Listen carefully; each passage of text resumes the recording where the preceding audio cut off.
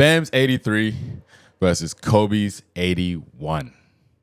Same league, but is it the same? So Bam Adebayo just dropped 83 in an NBA game. And yes, he officially passed Kobe's 83. So now we got to have a real conversation. Let's have a real mathematical conversation. Is 83 always greater than 81? So let's be clear. I feel like history was made here, and shout out to Bam Adebayo, but not all history feels the same. And so what I want to do is watch his whole highlights of this 83, and then we're going to watch Kobe's 81, and then we're going to compare the two and see the differences. So while this is loading, first off, respect. Bam going for 83 is insane. Like, this dude, we know him as a defender. I know him as a playmaker, but I never knew him as a scorer. And I know Miami Heat fans would probably be really mad because they're like, yo, we know we could always do this, blah, blah, blah, blah, blah. But, let's see how he got his 83. And then I want to compare it. So here we are. Here's the game. Let's get to it. So, first play. Oh, okay. Nice little screen to the block. Face up. Body the guy. Boom. That was really nice. So just a teaching method really quickly. Just a teaching moment really quickly. I was actually coaching this morning, so I want to emphasize it. Watch how the game started. And you see him here just kind of walking, doing his just tying up his shorts. He knows that the screen's coming. And so he sets the guy up, swipes his left arm through, and gets to that block. Now, he probably could have had a layup there because this guy didn't tag.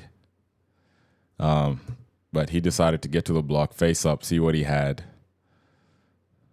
This guy's a bit small, so boom, right over the top. First 2 points is a nice bucket.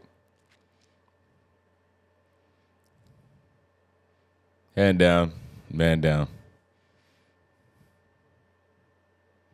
His player goes in for the reach, attacks him on the closeout, easy money.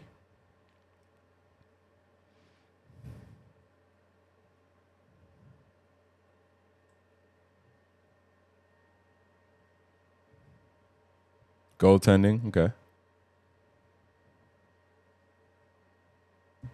Guy helps too much. That's just an easy bucket. Now, I never knew he was such a good three-point shooter. But then again, any NBA player could hit open, wide, three-point shots like that. So kudos to him. Oh, my goodness. Let me see that again.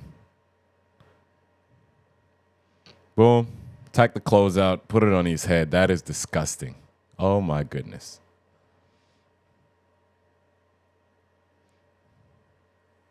And he looks like a grown man playing against a little kid, which is pretty cool. That's hand down, man down again. Now look. Hand down, man down again.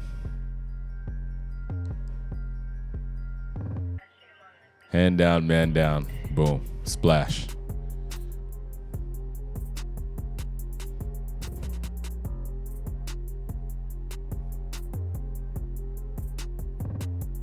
Again, just too strong, too big, too skilled.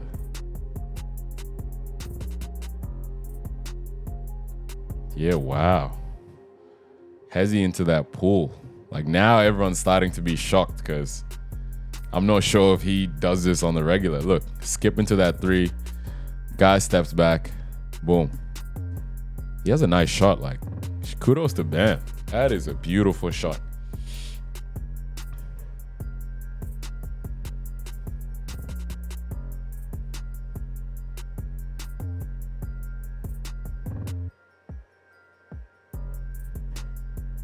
Nice block. Now that's what he's known for. That's what I know him for. So, it's actually just a quick point. Like, it's great to see that he was also playing defense in this game. Like, he wasn't just out there from the get-go, like, yo, I'm about to drop 50 tonight, or I'm just going to drop 40 tonight.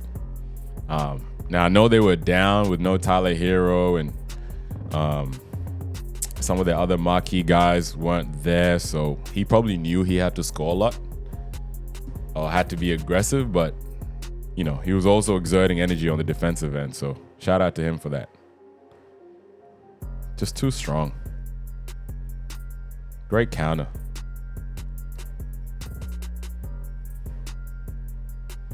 Pick and pop, attack the closeout. Primary move, secondary move, tertiary move. That's just great skill. Face up game, like, ooh, foul.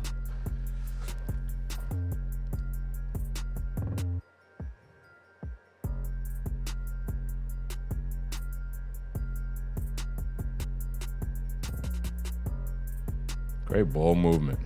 Great movement around the perimeter as well. Like, that's just a big guard. Like, look at him. He's a trail at first. You know, look. Notice he was about to go. Look. Just notice. This is a great teaching method because we teach this. There's many different ways to call it. Some call it push-pull, which the kids who I trained would know I call it that. Learned that from another great coach. But look, he notices, all right, there's a kick out. There might be space here. So he's about to sprint there. Oh, he notices this guy's driving towards me. So let me push and get away. This guy does the same. He wants to get to this area. Boom. This guy has to relocate and find him. Attacks the closeout. It's too easy. Great finish.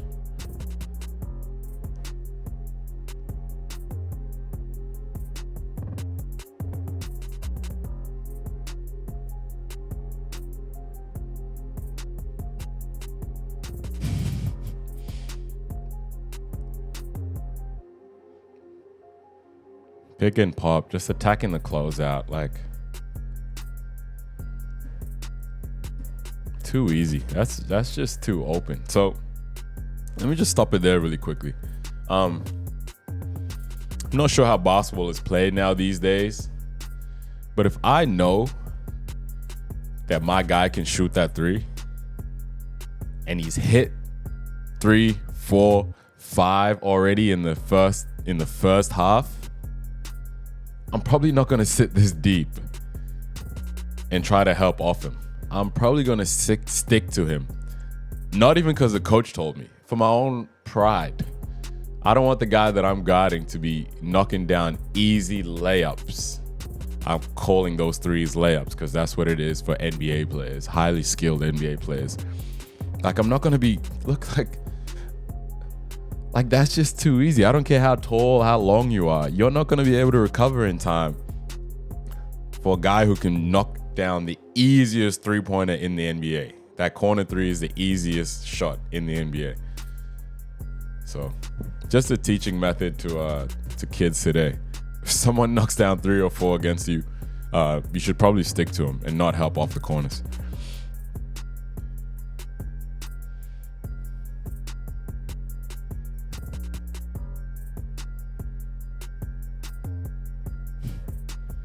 Nice face-up game.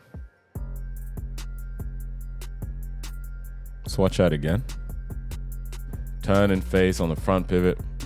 Quick shake. Get him off you. Way to draw the foul.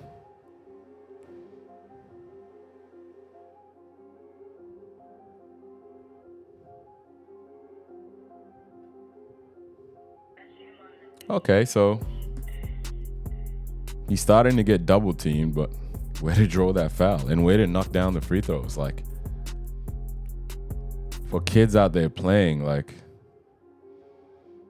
free throws are really important. Like, that's the difference between being a 10-point a game guy to a 28-point a game. To 18 points a game. Like, if you can get 8 free throws, 5 free throws a game and knock them down, your percentage is just going to go right up. I'm saying this because I never used to make too many of my free throws. And so some days I'll have like a 22-point game. I could have had 30 because I didn't knock down my free throws. So at this point, end of the third, he has 62 points, 17 of 35, and 6 rebounds. So this is probably when he knew he was going to be special. It was going to be a special night. I just want to throw out a debate out there. After we watch Kobe's 81, if you swap the performances, does Kobe stop at 60? Or does Bam even get 50 in Kobe's situation? So if you switch them, Kobe was playing in this game. Does he stop at 60? They're already up for 24 points. By the end of the third, I think around 24 points. You have 60. Do you think Kobe was going to continue playing that game? And if we had switched Bam playing on that Lakers team, does Bam get 50 in that game? And we're going to find out. We'll watch. Good move.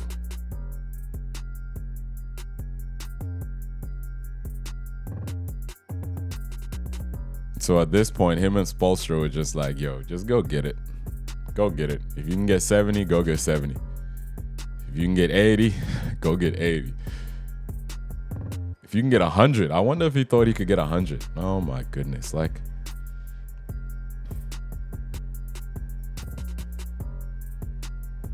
he looks like a grown man playing with college kids.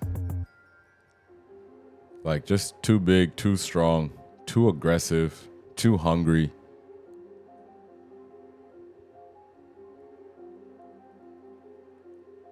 Still blocking shots. Like, he looks like he's playing against high school kids.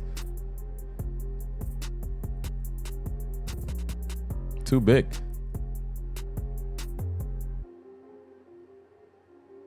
Look, we get the gist. I'm not going to watch the rest of it. We're going to put on Kobe Bryant. Kobe Bryant. Oh my gosh. My spelling. Kobe Bryant's 81. Let's get into it. Short version. This is 3 minutes.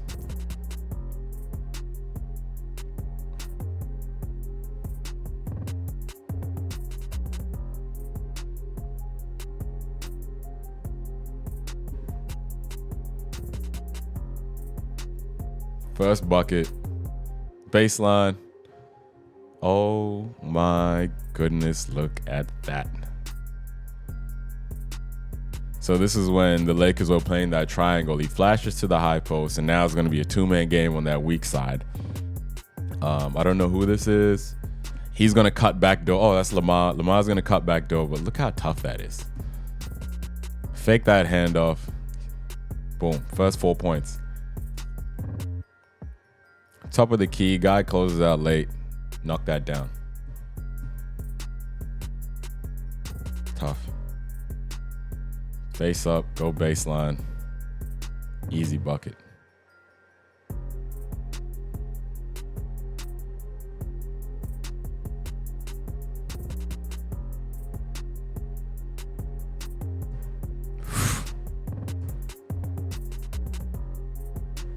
Now it's his turn to go back door. Big guy here sets a little brush screen, I guess. Really beautiful. So he flashes up high. Kobe's already gone early, so Kobe knew he was going to flash high. This guy gets caught in that little screen. Boom. Oh my goodness.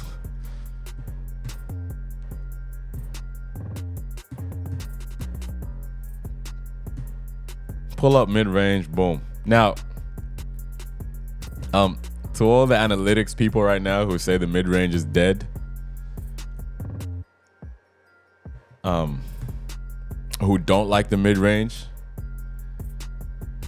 just how do you not see that and just be like, that's so beautiful. Look at that. Like, just look at that. Pull up, rise over him, knock it down. Like, how beautiful is that?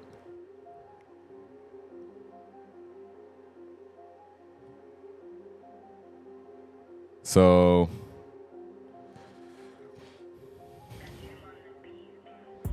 in broken play,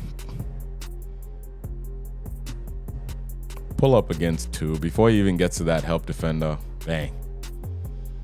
Knock down, in your face, hand down, man down. But just look at the last 3 shots. They were contested. I feel like by now that hoop must have looked like an ocean. So he probably couldn't see a hand in his face. Look at that. Look at that. Look at that hand right in his face. He probably couldn't see it. Splash. Splash. Hand in the face. Splash. Why are you dropping so far? Splash.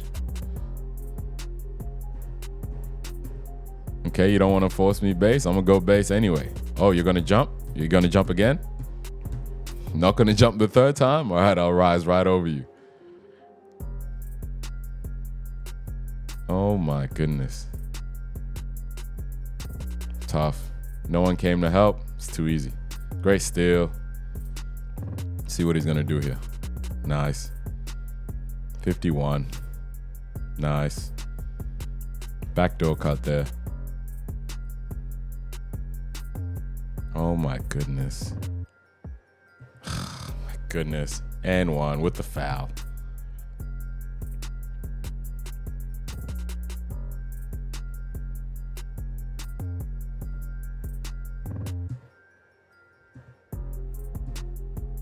So they're only up 10 with 6 minutes to go. With 6 minutes to go, and against the Raptors here. So this was a pretty close game. Tough. Guess this was a miscommunication. I feel like they were in a zone here, and this guy just didn't come across from that nail. And Kobe didn't want to go meet him. You give me a good screen, I'm gonna pull up right here. Gosh, that is incredible.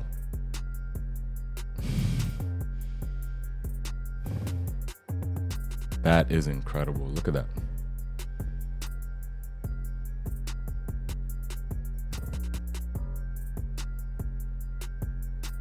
Free throws.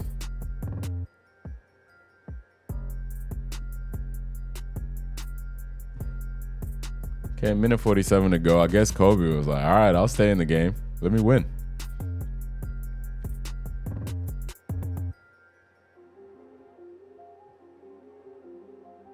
I guess by this time, he's up 20. He was just in killer mode. Like, he probably didn't care now at this point. Like, I'm just going to finish this game.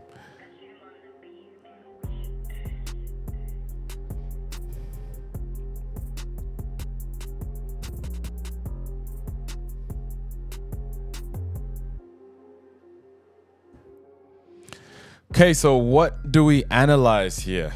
Let me sit up.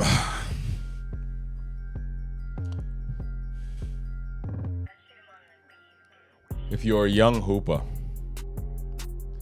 don't just watch the points. Watch how they got the points. So watch how Bam got his 83. Watch how Kobe got his 81. Look at the shot creation. Look at how they created opportunities. Look at the game situations. Look at the momentum of the game.